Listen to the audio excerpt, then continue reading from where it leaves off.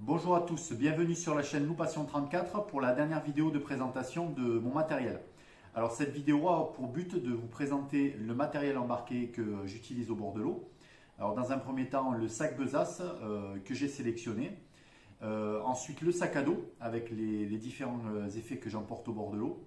Je vous ferai un petit aparté rapide sur l'épuisette que j'ai décidé d'utiliser ainsi que la lampe frontale, ses avantages que j'ai trouvé personnellement pour un usage très pratique au bord de l'eau.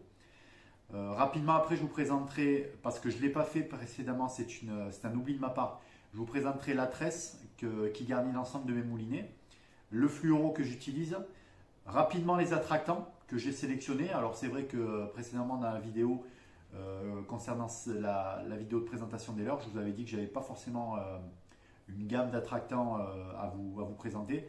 Néanmoins, voilà, moi je reste sur deux produits qui me semblent assez pratiques et efficaces. Et pour finir, rapidement, je vous présenterai la méthode que j'utilise pour tuer les poissons au bord de l'eau quand on prélève, parce que bon, on est tous quand même des pêcheurs passionnés, mais il nous arrive quand même de prélever raisonnablement du poisson, puisque gustativement, le loup reste un mets hors pair. Donc la méthode Ikujime, méthode japonaise qui consiste à tuer rapidement le poisson au niveau cérébral. Donc voilà. Donc pour commencer, le sac besace. Alors moi j'utilise le Custom Bag de chez Megabass.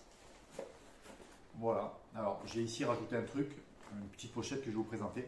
Alors le Custom Bag de chez Megabass. Alors il y a différentes marques qui présentent des produits plus ou moins équivalents à des tarifs peut-être un peu moins chers. Alors moi je vous présente simplement le matériel que moi j'utilise, qui a un certain coût. Je vous mettrai le lien dans la description. Ce sac a un certain coût, mais pour ma part, voilà, Megabass, ça reste quand même de la qualité hors pair en matériel de pêche. Et c'est un produit que j'ai décidé d'utiliser et qui, je pense, va me durer pendant pas mal d'années. Alors, c'est un sac qui est à porter en bandoulière et également en ceinture. Ce qui vous permet de faire pivoter le sac, que vous soyez droitier ou gaucher, tout en répartissant le poids du matériel que vous avez sur la sangle en bandoulière ainsi que sur la ceinture. Alors personnellement, je trouve que c'est un sac très pratique. Alors il possède deux poches. Alors une poche compartiment principal que vous avez ici, qui peut avoir la spécificité d'insérer une séparation ici scratchée au fond. Bon, pour ma part, je ne l'ai pas mis. Et qui nous permet donc d'embarquer plusieurs boîtes. Alors, personnellement, ça c'est mes boîtes de leurre que je vous présente, voilà, de la même marque, Megabass, qui sont l'intégralité des leurres souples que j'emporte au bord de l'eau, donc de différentes gammes, pour etc., comme je vous l'ai développé. Et également une boîte un peu plus grande, en 30-20, qui est un complément, on va dire, ou peut-être des leurres non montées qui me permettent de rapidement ripper sur un nouveau montage de leurre si besoin. Ensuite, il y a une deuxième petite poche avant qui est plus petite, qui permet, alors moi personnellement, je glisse assez souvent mon téléphone portable ici, je la ferme en partie, ce qui me permet juste en glissant ma main de prendre mon portable si besoin en cas d'appel ou autre. Voilà, c'est pas une poche dans laquelle je mettrai une boîte de leurre, puisque je pense que quand vous avez déjà garni la poche principale, vous avez largement de quoi faire votre session de pêche. Alors, c'est un sac qui possède des attaches-molles. Alors, qu'est-ce que c'est les attaches-molles? Pour ceux qui ne connaissent pas, c'est ce type de dispositif ici. Voilà. C'est des dispositifs à la base qui ont été créés par les militaires. Alors, après, on achète des pochettes adaptées, des pochettes molles, qui sont des pochettes par bouton pression, qui se glissent avec une lanière et qui zigzaguent entre les attaches-molles, ce qui rend la pochette totalement solidaire du sac. Alors moi, dans cette petite poche que j'ai rajoutée, personnellement, j'y glisse accroché avec une petite dragonne le ciseau que j'ai sélectionné pour couper la tresse, qui je trouve très pratique, très petit, et qui surtout bénéficie d'une petite accroche qui permet de prendre encore moins de place. Donc voilà, c'est un petit ciseau Rapala qui ne coûte pas bien cher mais qui est très pratique. Dans cette poche également, j'y glisse ma petite boîte dans laquelle se trouvent les têtes plombées. Genre j'ai des têtes plombées, j'ai forcément des agrafes, voilà, j'ai un peu tous les effets que je peux avoir besoin au bord de l'eau. Et j'y glisse également ma bobine de fluoro que je vais vous présenter juste derrière. Donc voilà, disons que sur moi, j'ai de quoi pallier aux premiers incidents qu'on peut avoir au bord de l'eau, c'est-à-dire casse du bas de ligne pour avoir besoin de remonter, avec mon ciseau, mon agrafe, mon bas de ligne, mes leurres, et j'y glisse également la lame frontale quand je ne la porte pas, enfin voilà. Donc voilà, c'est le custom bag de chez Megabass. Voilà, pour moi c'est un excellent produit. Une petite poche devant que je ne vous ai pas détaillé, voilà, où on peut mettre différents effets, les clés de voiture ou autre. Voilà. Donc je vous répète, c'est assez onéreux. Il y a des marques qui présentent des produits quasi équivalents, bien moins chers. Voilà. Après c'est à vous de voir en fonction de votre porte-monnaie, bien évidemment. Ensuite, le sac à dos. Alors le sac à dos, c'est de la marque Ares. C'est des marques de conception pour l'emploi force de l'ordre et militaire, donc c'est des sacs très robustes. Pour ma part, j'ai opté sur un sac de 40 litres avec deux gros compartiments, plus deux petites poches ici. Alors rapidement, qu'est-ce que j'emporte au bord de l'eau? Ben, j'emporte déjà des chiffons, parce que c'est toujours assez intéressant d'avoir des chiffons. J'emporte un sac étanche. Ce sac étanche de la marque Trago, c'est là où je vais mettre mon poisson. Ça me permet d'éviter d'utiliser des sacs plastiques pour le bien de la planète. C'est un sac qui du coup se rince et qui permet de conserver le poisson. Voilà. Bon, ce n'est pas l'emploi premier de ce sac puisque c'est des sacs étanches qui sont destinés à la chasse sous-marine, au snorkeling et tout ça. Bon, voilà, moi je l'utilise comme ça parce que je trouve que c'est assez pratique et en plus c'est réutilisable. Voilà. Ensuite, je prends ces deux effets. Alors parce que moi, personnellement, un poisson de mer, ça se nettoie avec l'eau de mer. Donc j'ai mon écailleur, j'ai mon ciseau qui me permet de nettoyer sur place et d'écailler sur place mon poisson. Alors après, ensuite, une fois que je suis arrivé chez moi, bien sûr, je le rince rapidement à l'eau douce pour enlever un peu les restants d'algues ou autres. Et j'ai une machine sous vide puisque je place mon poisson sous vide. Je le date, je le pèse, ce qui me permet d'avoir une traçabilité sur mes prises que je destine essentiellement à ma consommation personnelle, à ma famille et mes amis. Je ne fais pas de commerce. Ensuite, j'ai donc deux petites poches en plus où je vais glisser, bon là j'ai un thermomètre parce que c'est parfois intéressant de savoir un peu la température de l'eau, notamment quand elle descend beaucoup ou au contraire quand elle monte beaucoup. Et ce qui parfois un peu a de l'effet sur l'activité du poisson. Et ici, j'ai cet outil qui est ni plus ni moins qu'un poinçon, et qui va me permettre de tuer le poisson. La méthode Ikujime, dont je vous parlais au tout début de la vidéo. Alors, je vais en parler tout de suite. La méthode Ikujime, c'est une méthode japonaise qui consiste à éviter de laisser crever le poisson d'asphyxie dans vos sacs. En fait, ça consiste à enfoncer une pointe bien pointue, bien affûtée, au niveau entre les deux yeux du poisson. Vous pénétrez cette pointe dans la tête, ce qui a pour effet de lui toucher le cerveau et de le tuer instantanément.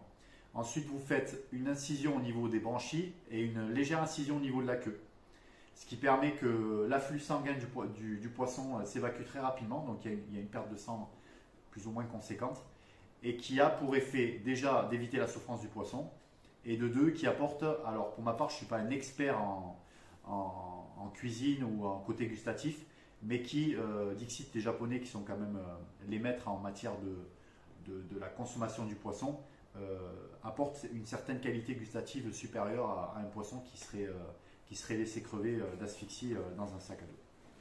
Donc voilà, ça c'est pour le sac. Il fait 40 litres. Je pense que c'est largement suffisant pour avoir tout ce qu'il faut au bord de l'eau.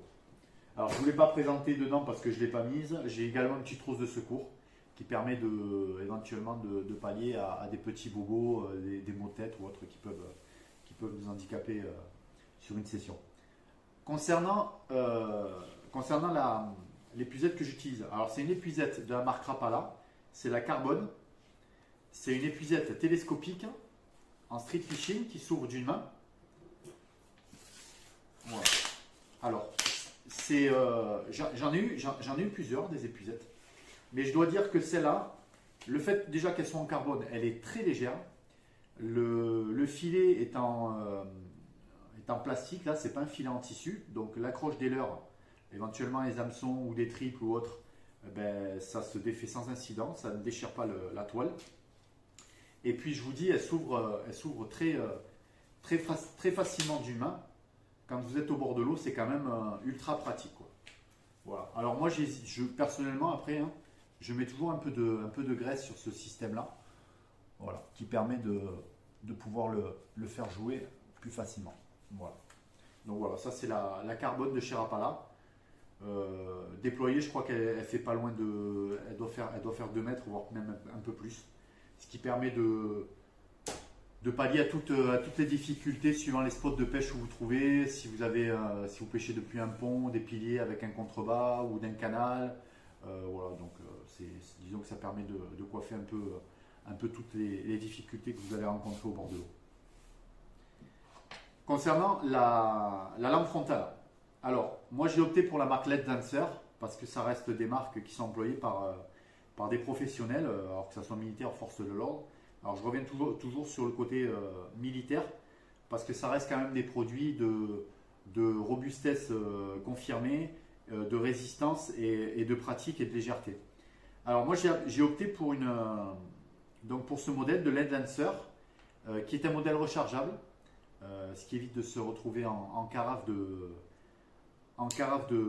pile au bord de l'eau et de ne plus avoir d'éclairage, d'autant plus que ça dépend où on se trouve, où on va pêcher dans les endroits un peu compliqués. Il est parfois difficile, voire très dangereux, de rentrer sans éclairage. Alors l'éclairage au téléphone portable, ça a ses limites, puisque ça rend un peu moins mobile en cas de chute pour se rattraper. Et également, quelque chose de très important, quand il vous arrive de progresser sur des sites de pêche sans utiliser la lampe par discrétion, parce que la lune par exemple vous apporte un éclairage, on va dire, suffisant pour progresser en toute sécurité, n'ayez pas la tête sur le téléphone portable à regarder vos stories ou vos photos, parce qu'en fait la luminosité importante du téléphone fait que naturellement vous allez vous déporter sans vous en rendre compte, et il peut arriver de très très grosses galères au bord de l'eau et qui peut entraîner parfois des drames. On l'a vu malheureusement. Donc voilà, alors cette lampe frontale, comme la plupart des lampes frontales, elle a 3 intensités, alors là je suis en couleur. Concernant la lumière blanche, elle a 3 intensités de lumière avec un faisceau réglable ici. Et j'ai 3 faisceaux de couleurs différentes, le rouge, le vert et le bleu-violet. Alors, quelque chose de très important. Dans la mesure du possible, éviter l'éclairage au bord de l'eau, c'est quand même quelque chose qui nous apporte une garantie au niveau de la discrétion et de l'approche pour éviter de faire fuir les poissons. Parce que malheureusement, il m'est arrivé d'arriver sur des spots de pêche avec des gens qui avaient le phare de 7 ou de palavas sur la tête et qui éclairaient l'eau. Et vous en faites un jour l'expérience, vous prenez votre lampe frontale, vous la mettez en intensité maximum. Et quand vous passez au-dessus d'un pont, vous éclairez l'eau. S'il n'y a pas beaucoup d'eau, vous allez voir les poissons et vous allez voir leur réaction quand ils ont une lumière blanche intense. En fait, le poisson, il taille la route. Et sur les spots de pêche ou les passes qui sont parfois très poissonneuses, de voir des gens qui malheureusement, alors si c'est un côté inexpérimenté, parfois le simple fait de leur expliquer a un effet bénéfique, mais parfois il y a une volonté de faire un peu ce qu'on veut et de vivre en solo sans respecter les gens. Ça a tendance à m'énerver particulièrement parce qu'en fait la pêche, il y a du poisson pour tout le monde, il y a de la place pour tout le monde. Le côté inexpérimenté, novice, tout ça, il n'y a pas de souci. Il n'y a pas de souci. Moi le premier, mes collègues pareil, on est toujours les premiers à renseigner un peu les gens, à les aider, à les orienter. Mais quand c'est une volonté de faire la vie en solo, ça a tendance à m'énerver beaucoup. Donc voilà, j'ai opté pour celle-là. Donc rechargeable, c'est pour moi le bon compromis au bord de l'eau pour éviter les pannes de lumière à cause du manque de piles. Ensuite, Le fluoro. Alors, moi j'utilise un fluoro de 26 centièmes de la marque Tenryu. Je vais vous le mettre en photo juste derrière. Donc le fluoro, le Tenryu, il est jaune, il est d'une résistance extrême, notamment à l'abrasion. 26 centièmes, ça fait 10 livres. Honnêtement, ça suffit largement même pour des beaux poissons. J'ai sorti des très beaux poissons avec ce fluoro. Parce qu'en fait, tout comme la tresse, la résistance a son intérêt, a son importance. Néanmoins, c'est le réglage du frein de votre moulinet qui va vous permettre de sortir des poissons conséquents. Parce qu'un petit poisson, pas très gros, mais très vif sur l'attaque, si vous avez un frein mal réglé, un frein trop serré, ben, en fait, vous avez beau avoir un bas de ligne un peu résistant, s'il a souffert plus ou moins, ben, en fait, c'est la casse assurée. Donc, la qualité du fluoro et de la tresse sont très importantes, mais le réglage de votre moulinet l'est d'autant plus. Ensuite, concernant la tresse, alors j'ai utilisé des gammes de tresse moins chères, j'ai utilisé des gammes de tresse un peu plus chères. Pour moi, le bon rapport qualité-prix, cette tresse, elle coûte une cinquantaine d'euros dans le commerce. C'est de la marque Varivas, c'est la Havani en 8 brins, spécial Sibas. Alors, j'ai opté pour une PE en 0,8 parce que pour moi, déjà, c'est quasi en adéquation avec la résistance du fluoro à quelques kilos près. Et cette tresse bénéficie d'un recouvrement plastique dessus. Je ne sais plus exactement le nom du produit. Elle a une glisse parfaite et elle est très soyeuse, elle est très silencieuse dans l'eau.